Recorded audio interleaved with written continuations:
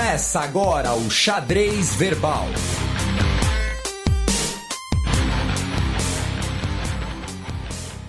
Boa aurora, ouvintes do repertório. Esse aqui é o quarto programa do novo programa de entrevistas do Xadrez Verbal.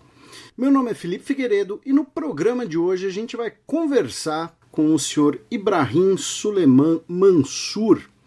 Ele é um ex-oficial do exército egípcio. Ele atualmente mora no Brasil,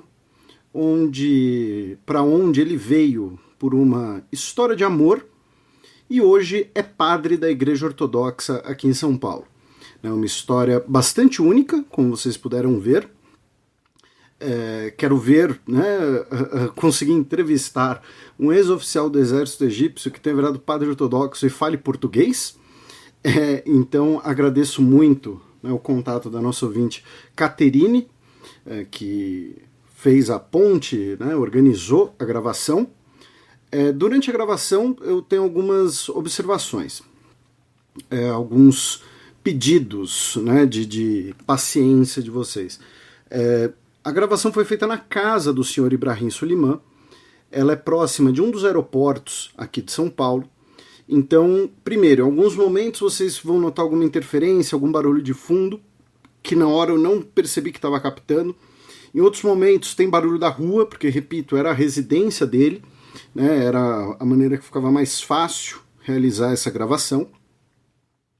Então, às vezes, especialmente no começo, enquanto eu fui ali ajustando a gravação, vocês talvez peguem alguns barulhos de fundo e tal. Peço desculpas, mas acho que não prejudica a compreensão. Falando em compreensão, o programa de entrevistas do Xadrez Verbal, o Xadrez Verbal como um todo, é um espaço para os convidados exporem suas opiniões, suas posições. Não é um espaço de ficar confrontando, de tentar ficar buscando aquele furo de notícia, distorcendo a palavra, alguma coisa assim. Mas vocês vão ver que tem umas 2 ou 3 vezes que eu interrompo o senhor Ibrahim Suleiman para repetir o que ele disse, porque às vezes a pronúncia, ou às vezes o volume pode não ter ficado muito bom naquele momento. Então, para facilitar a compreensão de alguma palavra, frisar alguma palavra, eu faço ali alguma breve interrupção, tá? E finalmente, lembrando, se você tiver sugestões, tá, de entrevistados, de entrevistadas, tiver os contatos, fica à vontade para escrever para contato@xadrezherbal.com. Lembre-se que o repertório é um feed separado do podcast Xadrez Herbal. Divulguem o programa, divulguem o novo feed. Tá? Esse programa acho que fica especialmente interessante para quem gosta de Oriente Médio e quem gosta de uma boa história. Como eu disse, uma história de vida muito pitoresca, muito, muito curiosa. Entra em categoria de história oral, de história pública, para quem quiser estudar esse tipo de coisa. Tá? No papo vocês vão ver como fica muito claro, inclusive uma questão que a gente sempre aborda no programa semanal do Xadrez Herbal, que é a disputa, a questão, o antagonismo, digamos assim, entre o exército egípcio e a Irmandade Muçulmana dentro do Egito. A conversa ficou no total de mais ou menos 1 hora de duração, e aí por volta de 39 minutos e 20 segundos eu fiz ali um breve intervalo para você que queira ali um ponto de pausar a gravação e retomar depois, certo? É mais ou menos quando a gente sai do Egito e vem para a história do Brasil com o Ibrahim Suleiman. Então, vamos ouvir a nossa conversa. Bem, pessoal, estamos aqui com o senhor Ibrahim Atala Suleiman Mansour, pronúncia correta? Certo. Padre da Igreja Ortodoxa Antioquina, aqui em São Paulo, e que tem, como eu disse na introdução, uma história de vida bastante incrível, que vai dividir um pouquinho aqui com a gente. Senhor Ibrahim, onde e quando o senhor nasceu? Nasceu em Cairo, no Egito. Ano 1950. E o senhor, quando cresceu na sua juventude, em algum momento o senhor decidiu pela carreira militar. Como foi isso? Como foi esse processo? Não estava na minha cabeça que eu vou ficar um dia militar. Mas estudei arquitetura na Faculdade de Engenharia Nessa época, o país estava saindo da guerra de 67, que Israel invadiram parte de nosso território, de Egito, e o país está na guerra. Tem que pegar nossa terra de volta. E o que aconteceu nessa guerra de 67 estava muito doloroso para nós como egípcios. Então, o país inteiro estava preparado para essa guerra. Tudo que foi formado de faculdade, de qualquer universidade, qualquer escola, tem que entrar no exército depois. Então, foi esse caminho, como serviço obrigatório. E depois, achei que a vida militar não é ruim como a gente estava pensando antes. Não. A vida organizada e durante esse período aconteceu a guerra de 73, que pegamos de volta a nossa dignidade como egípcios. E continuei no serviço militar com orgulho. Estava gostando muito ser militar, mesmo que antes não estava gostando, mas depois de vitória e ganhar a guerra, essas coisas, ficou muito bom para mim que continuar a carreira. Até cheguei quase no fim da carreira. Nessa época a maioria da minha família emigrou para os Estados Unidos. Estava meu plano para terminar minha carreira e aposentar e morar com a família, minha mãe, meus irmãos,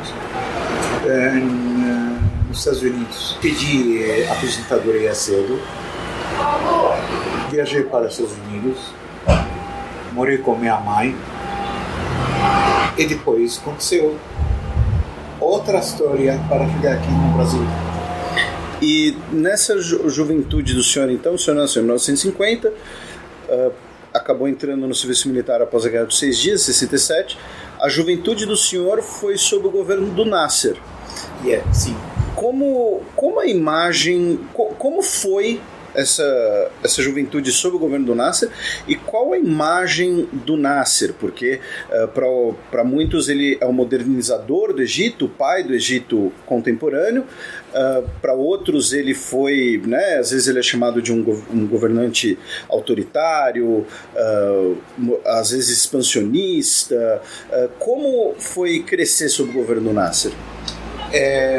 O governo do Nasser, eu lembro, eu deu para nós esse sentimento de ser orgulho de ser egípcio. E todos nós estava admirando esse homem maravilhoso mesmo. Deu esse espírito de patriotismo para nós. E por isso a derrota da guerra de 6 dias estava desastre para todos nós. Todos nós temos que apagar esse vergonha que recebemos. Mas eu lembro a época do Nasser, que era época muito boa, melhor do que depois. Na carreira do senhor, o senhor chegou até que patente? Na carreira militar do senhor? Eu fui aposentado brigadeiro. Que é um oficial general, né, adaptando para o Brasil. Antes de general. E nessa carreira, o senhor como foi essa carreira militar? O senhor teria algum destaque, alguma questão que o senhor ache interessante compartilhar? Estava muito bom. Se eu não passei para essa fase na minha vida, acho que perdi tudo. Ganhei tudo nessa minha personalidade, na minha dignidade, de tudo. Eu senti que a melhor coisa que eu passei com isso, mesmo que eu não estava planejado. E uma pergunta, na carreira militar do senhor, o senhor conheceu o atual presidente do Egito, Al-Sisi, que também era militar, né? Não, eu não encontrei com ele pessoalmente, mesmo que eu estava de outra geração. Entendi. E o senhor estava então no exército quando o Egito formalizou suas relações com Israel, né? Foi o primeiro país de maioria muçulmana a fazê-lo. E relações diplomáticas. Como foi esse período? Como foi a reação a esse estabelecimento de relações, já que o senhor mencionou tanto a Guerra dos 6 Dias quanto a Guerra de 73, né, como marcos, né, nessa trajetória? Então, como foi fazer a paz com esse antigo inimigo? Como foi aquele momento? Depois de economia da guerra, depois de coisas horrorosas que acontecem na guerra, e quem sabe o horror da guerra, o soldado que dentro de tropas, ele mais de que sofre da guerra. Então, todo mundo estava olhando para a paz. Precisa paz. Chega a briga, chega a guerra e vamos negociar para continuar a vida. E por isso o Egito estava preparado para esse passo de paz, porque sua dignidade você vai pedir de volta. Então, vamos sentar para negociar. Nada precisa mais. Essa guerra estava precisando para nosso patriotismo. Tem que fazer, porque você venceu a guerra, então tem que ganhar outra. Já ganhou. Então, vamos sentar para negociar, para fazer paz, para fazer a vida normal. E esse que aconteceu, a maioria do povo egípcio estava concordando para esse passo. E quando o então presidente, o Sadat, ele é assassinado por ter feito a paz, né? Não, ele não foi assassinado porque ele fez a paz. Não, esse é errado. Ele foi assassinado porque o Islã radical ficou contra ele. A Irmandade Islâmica foi preso na época de Nasser. Ele controlou eles e mandou eles para a prisão todos. Sadat fez erro da vida dele, que ele soltou eles da prisão. Então, em vez de que eles apresentar agradecimento, que ele fez favor para eles, que dá liberdade para eles, eles falaram: chegou a hora para realizar nossos planos antigos. E começaram a fazer problemas na comunidade, no país. E depois chegou até eles assassinou eles. E Sadat foi assassinado pelo grupo que ele mandou eles fora de prisão. Então, aproveitando o gancho do senhor, o senhor é a gente estava até conversando aqui antes da entrevista, o senhor é um cidadão egípcio, cristão, né, atualmente padre numa igreja, que a gente já vai entrar nisso. Como é essa questão na sociedade egípcia, que é um terço da população aproximadamente são cristãos? Não, um terço. É um pouco menos. Um pouco menos. É quase menos de 15%. Menos de 15% hoje. Então, desculpa pelo erro numérico. Não. Como é essa relação dentro da sociedade egípcia com a Irmandade Muçulmana? Porque ela foi criada no Egito, né, no início do século XX, e no Egito, né, nessa trajetória egípcia, a grande disputa dentro do país é, de um lado, o exército, guardião de um Egito secular, né, e de outro, a Irmandade Muçulmana. Como o senhor vê essa relação? Como foi, inclusive, crescer lidando com essa relação? Olha, a Irmandade Islâmica envenenou o ambiente. Envenenou. Tá. Envenenou o ambiente nessa época. E foi o top desse veneno na época de Hosni Mubarak. Porque cada vez eles recebem liberdade, ele faz mais maldade. O plano deles é assim, que acabar com o cristianismo no Egito, no Oriente Médio, e batalhar e declarar guerra contra o Ocidente cristão e acabar com o cristianismo no Ocidente. Esse é o plano deles. Então,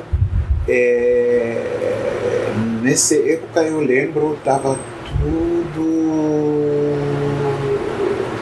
ambiente bem radical.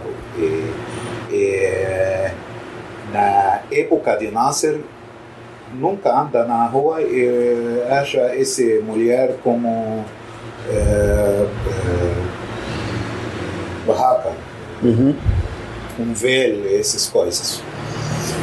Eles começaram a mudar a sociedade para esse que é atual hoje. Hoje, se você anda na rua de Cairo, se você acha uma menina não conhece roupa especial, significa que é cristão. Porque cristianismo não temos esse véu, não tem essas coisas. Então eles conseguiram separar a comunidade. E essa menina não tem véu andando na rua, alguém vai cuspir nela, alguém vai falar para ela kafra.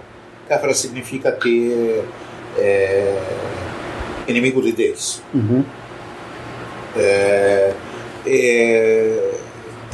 Começou a separação. Na época do Nasser não tem essa separação. Entra num lugar, você não pode fazer diferença entre um cristão, não conseguir fazer tudo igual. Como os ingleses na época de Rei Farouk. Os ingleses falaram: você não pode fazer diferença entre um egípcio cristão e um egípcio muçulmano só na hora de oração. Um vai para a mesquita, outro vai para a igreja. Mas fora desse, não pode como chamar? Diferenciar, distinguir. Diferenciar ou distinguir.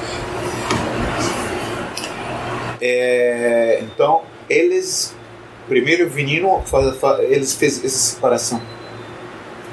Ficou os cristãos, tem que fazer a atividade da vida. Então, dentro da igreja, a igreja tem clube para nossos filhos, lazer, de esporte. só dentro da igreja, com outros cristãos e muçulmanos no outro lado. Ele fez hospitais só para eles. Você não pode vir para lá. A igreja tem que fazer hospitais também. Chegou de separar a vida completa. Antigamente, eu lembro, nossos vizinhos, no meu prédio, nosso prédio estava com 4 famílias. Uma família cristã, nossa família, e 3 muçulmanos. E não, como criança, brinca junto, essas coisas. Mudou para outro prédio, tem 12 apartamentos.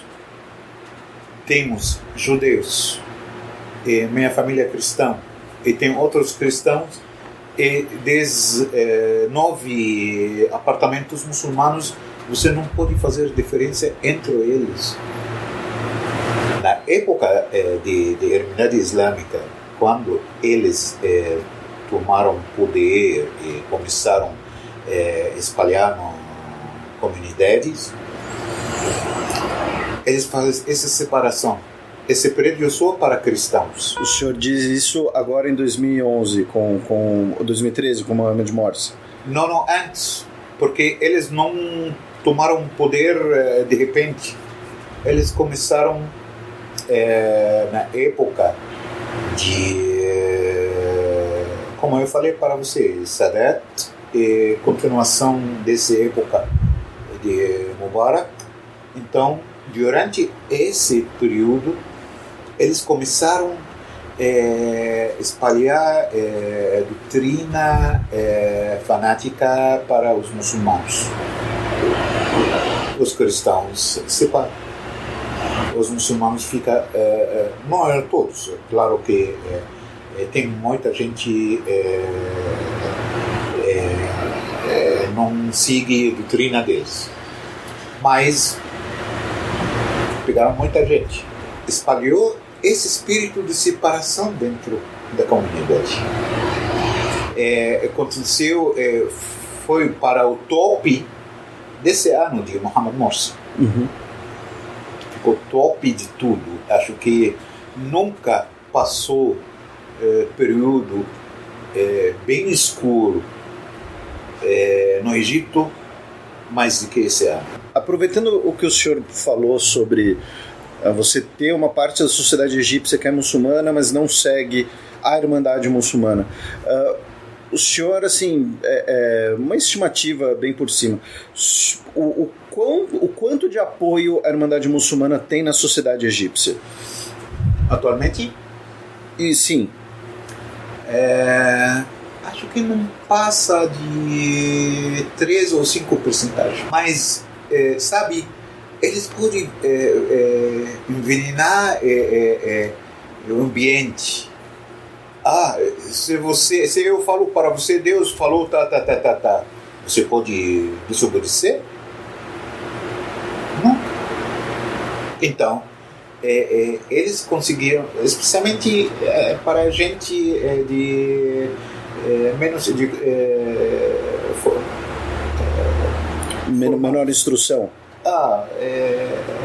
Não é muito alta educação, não. Eu falo para você, Deus falou isso, Deus mandou isso. Mentira, claro. Mas pelo nome de Deus eu estou fazendo isso. Você vai obedecer.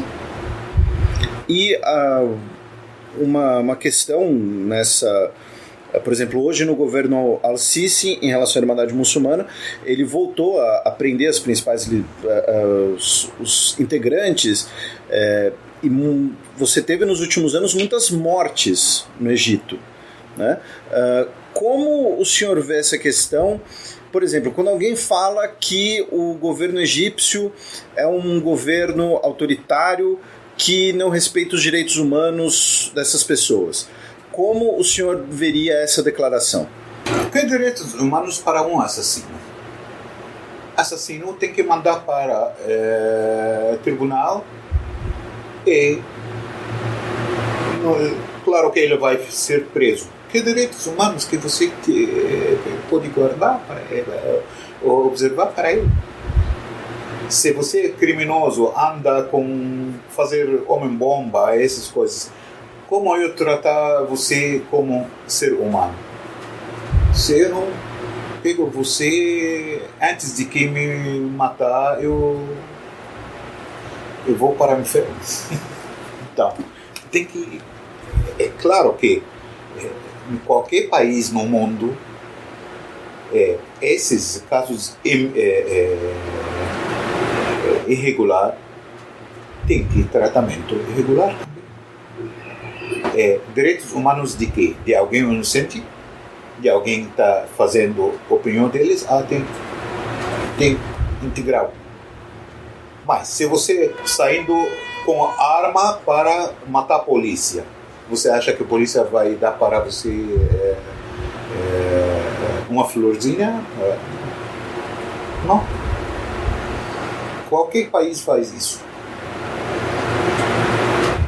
Se você está matando o policial, ou exército, ou é o povo normal que fica no local desse bomba, mata gente inocente, como que você vai tratar eles?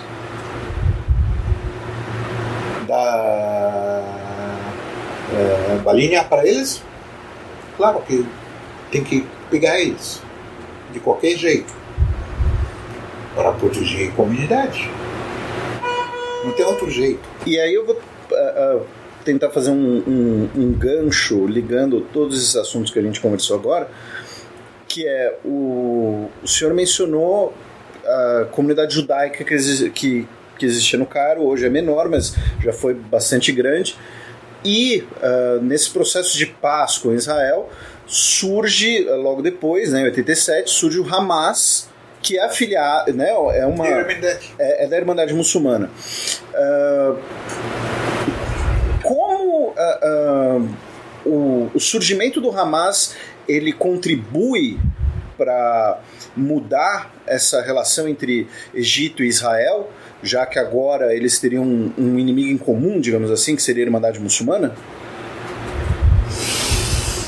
Olha, antigamente o conflito palestino-israeli era conflito de alguém pegou a terra de outro e mandou ele embora da terra dele, essas coisas ficaram. O problema era assim. E esse pode resolver. Por quê? Vamos procurar lugar para esse que se enterra assim. Perdeu a casa dele, pega parte, vamos a casa grande cabe nós todos. Pode resolver problema de Palestina com negócio. Negociar. Senta na mesa e deixa todo mundo ficar contente. Mas agora chegou para outra coisa. Chegou para jihad. Jihad significa guerra pelo nome de Deus. Ficou conflito entre seguidores de duas religiões. Então, complicou muito o assunto. Em vez de refugiados e vamos dar para eles pedacinha de terra daqui, vamos dividir a casa entre nós. Então, essa seleção não serve hoje, porque ficou jihad. Jihad significa eu estou declarando guerra pelo nome de Deus. E Deus falou para mim matar meus inimigos de Deus. Quem é inimigos de Deus que não está comigo. Então, o assunto ficou complicado. E para a gente começar a fechar essa parte egípcia da conversa, antes da gente vir para o Brasil. Existe hoje, como o senhor vê, e inclusive nesse processo histórico que o senhor testemunhou, da criação do Estado de Israel, se há um componente antissemita na sociedade egípcia, porque havia essa grande comunidade judaica no Cairo, que depois, inclusive com os conflitos, você tem uma animosidade. Recentemente nas Olimpíadas a gente teve um judoca egípcio que se recusou a cumprimentar o adversário israelense. Como os israelenses e os judeus em geral são vistos em geral na sociedade egípcia? Agora muito pouco judeus no Egito. Até você não sente existência deles. E por isso eu não posso falar como é a reação do povo, mas com certeza a Irmandade Islâmica espalhou odeio para os judeus. Espalhou muito, muito. E até um pouco antes. Muito ódio, senhor. Muito ódio. Sim. Você escuta na mesquita, no microfone da mesquita, está falando filhos dos macacos e porcos para os judeus, os cristãos também. Então, esse ódio para quem não é da minha religião. Eles espalharam esse ódio. Eu acho que precisa muito tempo para secar esse veneno que espalhou no ar.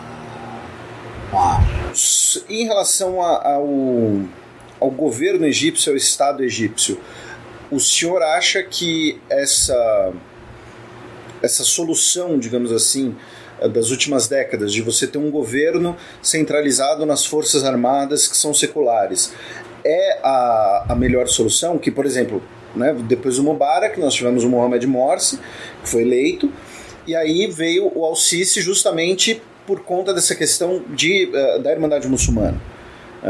Então, o povo, o que aconteceu nessa época de Irmandade? O povo não acreditou que está acontecendo isso. A gente tentou mudar com a Hosni Mubarak e que eles falam que não é secular, essas coisas, mas não é todo o povo. Ele não ganhou mais de 50%. E estava muitas coisas entre aspas sobre essa eleição. Mas vamos ver que ele foi eleito. Foi eleito pelos 50%. Significa que tem outros 50% não deu voto. Esses 50% que votou, a maioria deles falaram: vamos tentar uma coisa diferente. Vamos dar oportunidade para esse povo, para essa gente de Irmandade Islâmica, talvez que eles consigam mudar para melhorar. Mas o horror que o povo viu durante esse ano, você não acredita. Dava uma coisa impossível. Então o povo, 30 milhões saíram para as ruas.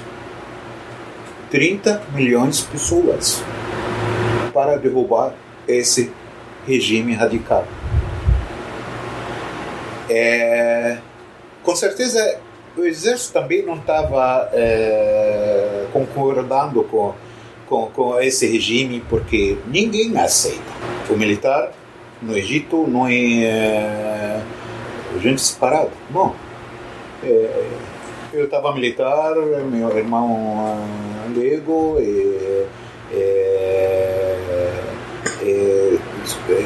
de militar no Egito, de filhos do povo. e sente o sentimento do povo, entendeu? Então, com certeza, militar também não estava igual todo o povo. Não.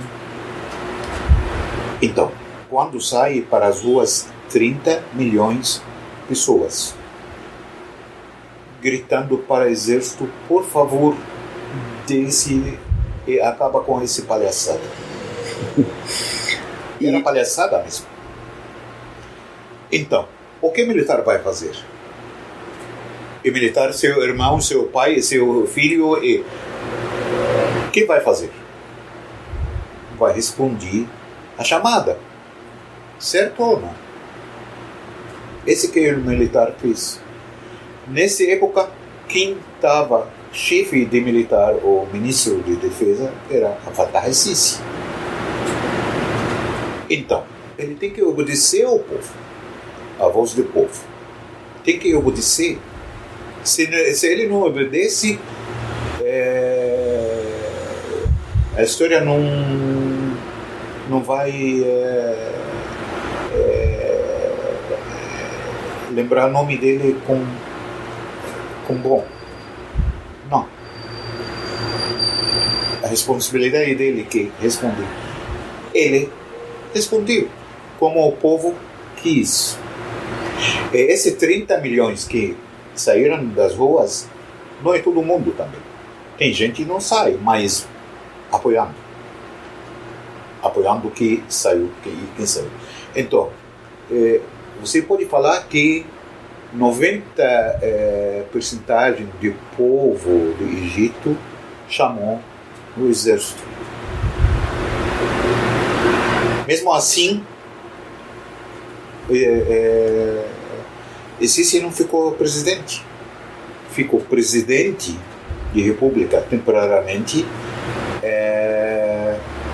O chefe de superior tribunal de Egito, chama Adli Mansur. Nesse período, o povo achou que esse homem salvou nós dessa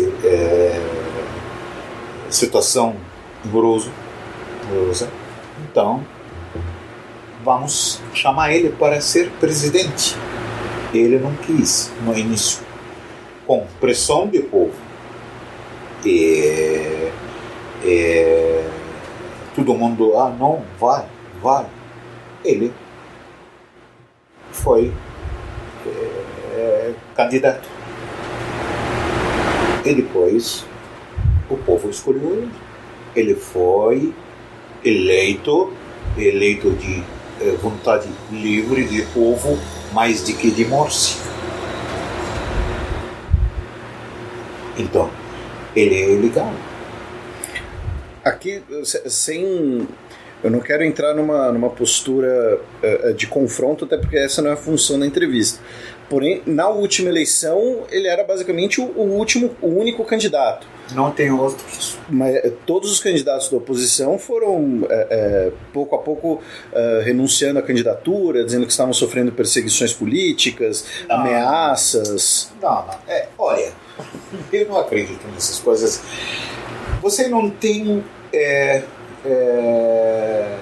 poder de voto, não tem população, não tem muitos seguidores. Então, tem que falar uma coisa para cobrir esse falha que você tem. Mas você foi preso? Não. Você estava livre na época de eleição e fazer propaganda eleitoral de você? Foi. E o que você quer mais? Eu fui perseguido? Como? Foi preso? Não. Então, não é assim. Só eu fui para a prova e não consegui tirar nota. Então, o professor estava olhando para mim todas as provas e eu estava com medo dele. Fala outro. E existem muitos cristãos nas Forças Armadas Egípcias? Não, é da mesma proporção de população. Pode ser menos. Bem, a partir desse momento aqui na conversa, a gente vai ver como o senhor Ibrahim Soliman foi para os Estados Unidos, como ele vai parar no Brasil, né, como ele se torna padre. Então isso aqui é aquela marcação de intervalo que eu prometi vocês que ia fazer. Caso você não queira o intervalo, vamos continuar em frente. E aí, o que fez o senhor sair da carreira militar e ir para os Estados Unidos? Eu terminei a minha carreira. Chegou o tempo para descansar e aproveitar minha vida, viver com família, minha mãe, meus irmãos, volto para a minha vida. E aí nós temos uma história de amor inusitada, que o senhor conhece se apaixonando por uma comissária de voo brasileira, mantém um relacionamento por carta e por fax por um tempo. E Facebook dessa época. E aí o senhor decide vir ao Brasil. Nesse processo, como foi a recepção do senhor ao vir morar no Brasil? Era meados da década de 1990, né? 96. Isso. Inclusive o Romário teve um papel no relacionamento de vocês. Como foi a recepção do senhor aqui? Quando eu digo recepção, a gente estava até comentando antes, né? Às vezes as pessoas, né, generalizam toda a comunidade que vem do Oriente Médio. O senhor, por exemplo, sofreu algum preconceito? Como foi a sua chegada no Brasil? Minha família mora até agora em Los Angeles e minha mãe estava viva ainda. Então eu fui para viver com ela. E nessa época que está trabalhando qualquer coisa para arrumar meus diplomas, meu papel, essas coisas. Trabalhava num hotel. Lá no hotel tem crew members de avião de VASP, estava fazendo check-in. Então eu não sabia que esses brasileiros. Então achei cru. Perguntou para uma menina: de onde é você? Eu sou do Brasil. Brasil? Estava em seguida depois de Copa do Mundo de 94. E estava a estrela dessa Copa, Romário. No Egito, o povo gosta muito de futebol. Eu estava observando o Romário e estava achando que ele é maravilhoso. Então, foi a primeira conversa com essa menina sobre Romário. Ela falou: Romário agora voltou para o Brasil e está jogando no Brasil agora. Eu adoro esse rapaz. Como ele é talentoso. E depois, acabou. Outro dia, eu estava com minha mãe e minha irmã mais velha um restaurante no shopping center. E chegou a mesma menina com uma colega dela e cumprimentou a gente. Então, estava muito simpática e estava muito legal mesmo que ela fez isso comigo. Então minha mãe falou: quem é esse menino? Acho que uma dos clientes do hotel que eu trabalhando, e Então minha irmã falou para mim, você não sabe, eu não conheço ela. Eu falei, olha, eu não conheço, mas se minha mãe gostar, eu vou conhecer. E agora, ela ficou a mãe dos meus filhos. E aí uma pergunta que eu acho que todo mundo que está ouvindo isso deve estar se perguntando.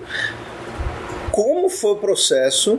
Né? O senhor era militar no Egito, foi para Los Angeles, aí conheceu sua esposa, veio para o Brasil. Como nesse processo todo o senhor virou um padre ortodoxo? Começou esse processo de amor, como você falou, com fax. Esse fax é o WhatsApp desses dias, WhatsApp, Facebook, a coisa mais avançada nessa época. Então, chegamos que namoramos. Eu falou para ele, eu quero casar com você. Então ele falou, olha, eu sou filha única de meus pais. Então eu não imagino que eu vou morar longe deles. Eu não vou morar aqui. Se você quer casar comigo, tem que vir aqui comigo, viver comigo no Brasil. Então eu pensei, ela falou isso como alguém jogou bomba para destruir tudo da história do amor. Certo? Ela pensou assim, ela jogou a bomba que vai destruir tudo. Eu pensei para 2 minutos. Eu falei para ela, eu concordo, eu vou viver com você no Brasil. Ela não acreditou. Quase chorou. Depois, muito tempo, ela falou, mas como você deu surpresa para mim, que você... Eu estava falando isso e estava dentro de mim muito triste que está acabando tudo. Mas tem que fazer isso, porque eu não vou deixar meus pais. Eu falei, olha, eu pensei o seguinte, a menina que importa para ela, os pais vai ensinar meus filhos o mesmo valor. Então, vale a pena casar com ela mesmo. Certo? Mas ele... E nesse processo, como o senhor virou padre? Cheguei aqui no Brasil, a família da minha esposa, uma família tradicional, bem cristã, família, mesmo que casamos lá, civil. Casamos lá no civil, lá nos Estados Unidos. Mas quando chegamos aqui, a família falou, não, tem que casar na igreja. Concordo. E na igreja, encontrei com o senhor arcebispo,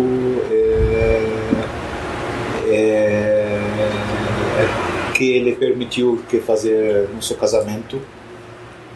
E depois do casamento, frequentei para essa igreja. Então ele falou para mim, o que você acha? Eu acho que você pode ser padre aqui na nossa igreja. Eu esqueci de falar para você que desde infância sempre pratica a vida religiosa, a vida espiritual desde infância. Então não estava difícil para mim. Eu falei, mas tem que estudar. Eu sei, tem que estudar. Escolha uma das 2 opções.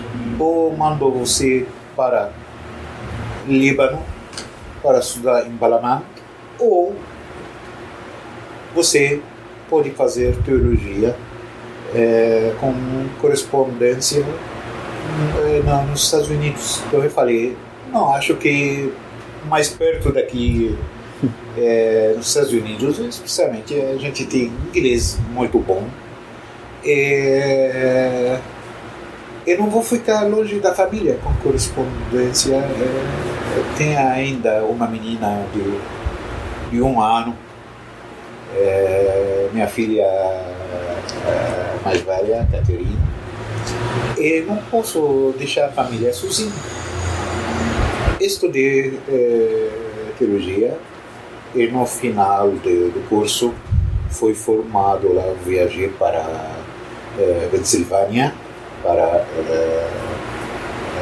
Antiochian Village lá, e foi formado e depois foi ordenado padre aqui. Eu esqueci de falar para você que na igreja ortodoxa tem as duas opções. Pode ser padre celibatário, não casa, ou padre casado. Mas você não casa depois da ordenação. Nosso exemplo desse, os santos apóstolos. Alguns dos apóstolos eram casados, igual São Pedro, era casado e tem sogra, tem esposa. E Nosso Senhor Jesus Cristo escolheu Pedro mesmo que ele é casado, então o casamento não é contra a ordem. Eu vou aproveitar o gancho para muitos nossos ouvintes falar em igreja ortodoxa do rito de Antioquia vai ser algo diferente, porque né, não é uma igreja muito grande aqui no Brasil. Então, né, no Brasil a maior igreja cristã é a igreja católica e você tem as neopentecostais, você tem as protestantes tradicionais. Se o senhor, assim, pudesse explicar rapidamente para os nossos ouvintes, do ponto de vista teológico e do ponto de vista ritual, quais as características da igreja ortodoxa do rito de Antioquia? Em geral, a igreja ortodoxa tem mesma linha, quase mesma linha de igreja católica romana. A Bíblia é a mesma. Os santos padres da uma igreja, mesmo os santos padres da outra igreja, até o século XI. Uhum. Então, doutores da doutrina mesmos. Então, até explicação do texto sagrado mesmo. Os santos sacramentos nessa igreja mesmos, na outra igreja, na católica romana, mesmo na igreja ortodoxa. A diferença é muito pouco e com o tempo acho que vai desaparecer. Porque a igreja é uma. O mestre da igreja mesmo, Nosso Senhor. A posição da Nossa Senhora mesma dessa igreja é a mesma igreja. Quase a diferença é muito pouca. Eu não quero falar sobre as diferenças porque não é de peso. Uhum. Então, por exemplo, a posição do Papa para a igreja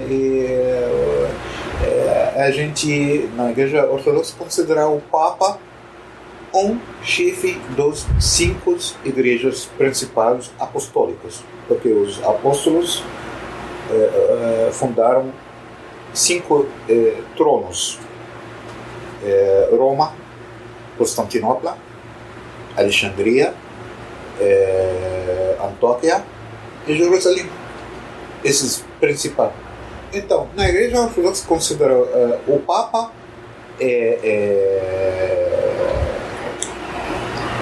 superior de uma igreja dos 5.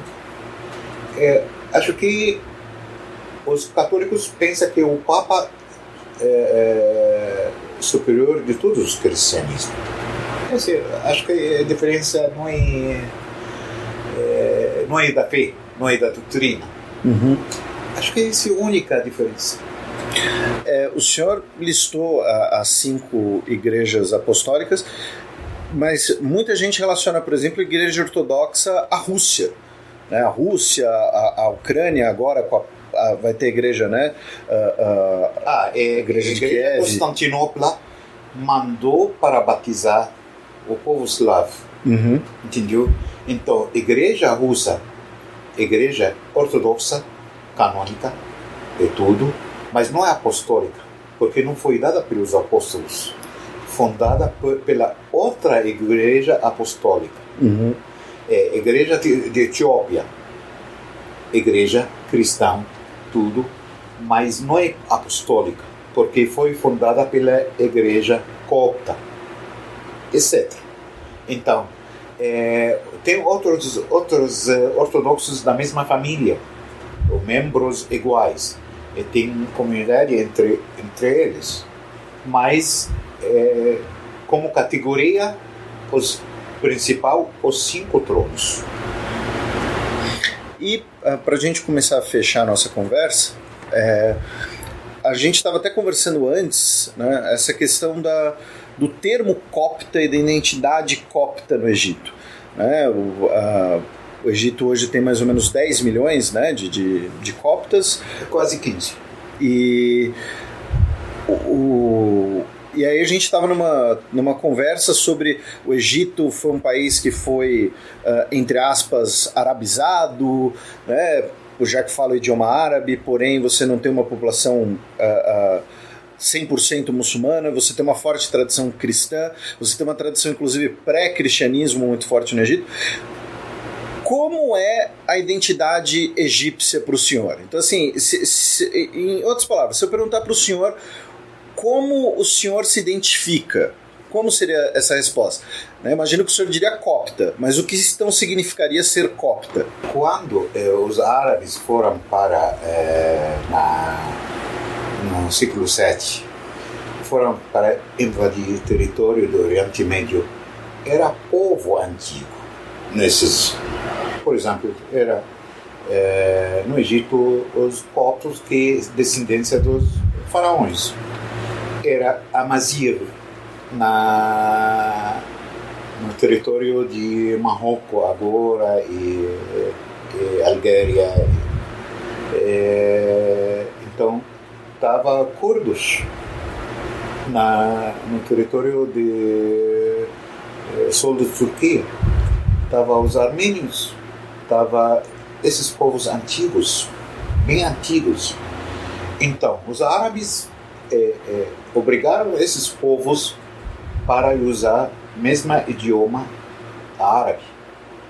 Igual, quando alguém fala para mim, você é árabe porque você fala árabe. Eu falo, você é português porque você não é brasileiro, você é português porque você fala português. Mesma coisa. Idioma não identifica. Mas o que é a origem de você?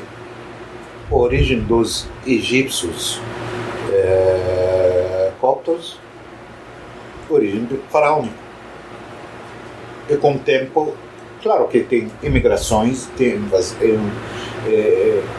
invadir de território durante toda a história, mas ficou ainda, o povo tem caracteristicidade fixa. Entendeu? Tudo que vem de fora e entra, dissolve dentro da massa. E por isso, como egípcio, eu muito orgulhoso que eu sou egípcio. Mais de que eu sou egípcio, eu falo idioma árabe, mas minha descendência é bem antiga, antes da árabe. Eu vou dar exemplo para você do Antigo Testamento. Conhece Abraão? O pai dos árabes e dos judeus. Inclusive o nome do senhor é Ibrahim.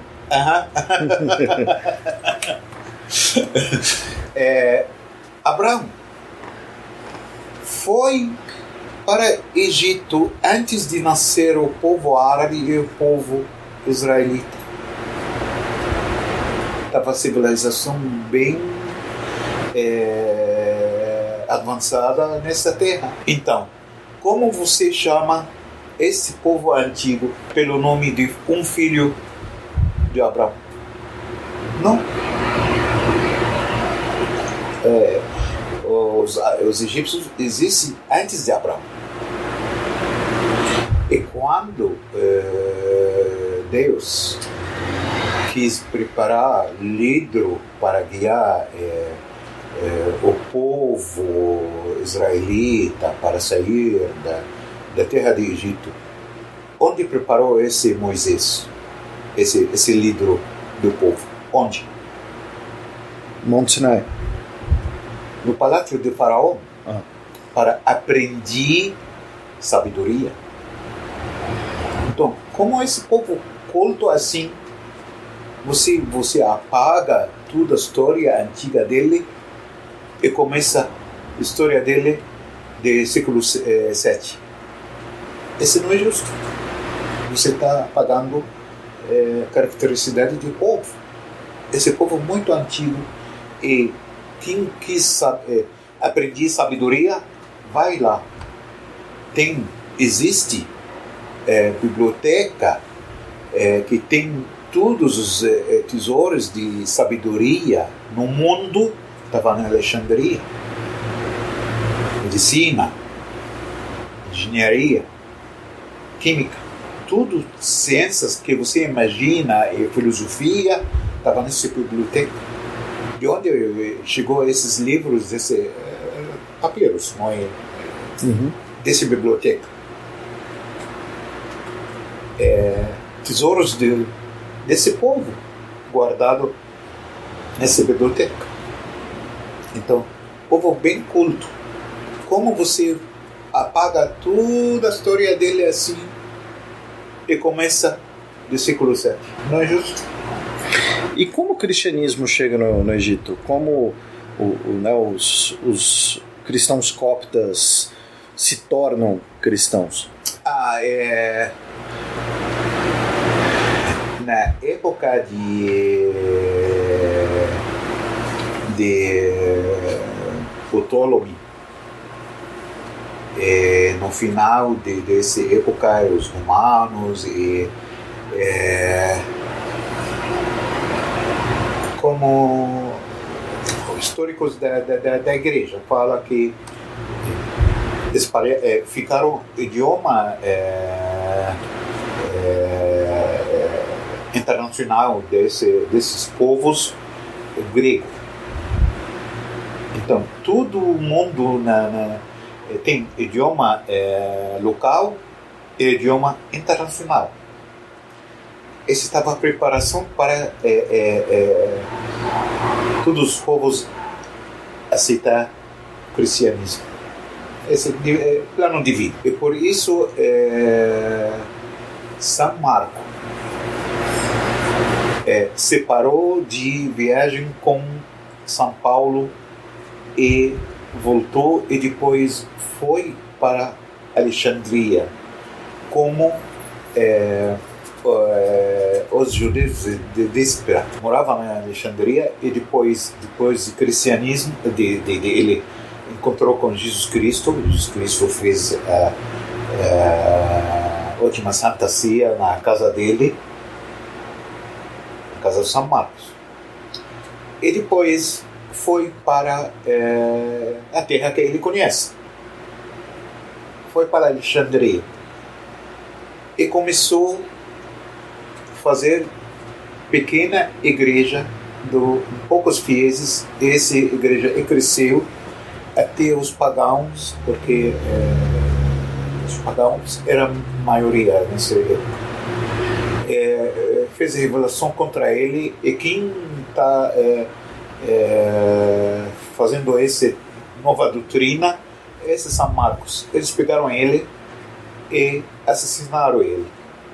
E por isso, na Alexandria, eles amarraram ele no touro e foi raspado no chão até ele foi martirado, e sangue dele espalhou nas ruas da cidade. E por isso a gente lá no Egito fala que a nossa fé o semente da nossa fé foi o sangue de São Marcos que desceu nessa terra. Por isso ele é evangelista, apóstolo e mártir. E o pai da igreja da Alexandria. Para a gente fechar, todo convidado, eu peço que ele dê uma sugestão cultural para os nossos ouvintes sobre a nossa conversa. Então, um livro, um filme sobre o Egito, enfim, o que o senhor acha interessante, o senhor queira recomendar, e escolher uma música para encerrar o programa. Uma música que o senhor goste, que tem algum significado especial. Então, o senhor fica à vontade. Olha, o livro que acho que todo mundo tem que ler chama Descrição do Egito. Esse livro foi escrito pelos santistas do Napoleão. Quando ele foi para o Egito, eles fez descrição de toda coisa, costumes do povo nessa época, e muitas coisas faraônicas e muitas coisas. Se você quer conhecer Egito antigo, leia esse livro. Esse livro, 7 volumes, é muito antigo e não sei se tem tradução em português ou não, mas eu leio em árabe. Origem do volume em francês. Deve ter em inglês também, a gente pode ser, mas a gente dá um jeito. Esse livro é um tesouro mesmo. E a música que o senhor queria recomendar? A música tem música da minha geração, um pouco antiga. Gosto de Kulthum. Ela cantou muitas coisas maravilhosas. E tem Muhammad Abdul Wahab, também na minha época. E também tem Fairuz, de Líbano. Eu adoro a música dela. Dos cantores modernos do Egito, eu gosto muito de Muhammad Munir. Alguma música específica dele? Tem muito. Eu adoro toda a música dele. Eu gosto também de Amr Diab, que cantou música muito famosa aqui no Brasil, Habibi ya Nour el-Ain. Bem, pessoal, esse foi mais um programa Repertório. Espero que vocês tenham gostado, espero que vocês tenham aproveitado, né? Novamente peço desculpas aí por uma questão do som não estar o ideal, o perfeito. Se você tiver, né, contatos, sugestões de convites, fique à vontade para escrever em contato@xadrezherbal.com, tá? E para a gente fechar, né, atendendo o pedido do convidado, a gente vai ouvir a música Lama El Nassim, do cantor egípcio Mohamed Munir, certo? Então, até daqui a 15 dias no Repertório.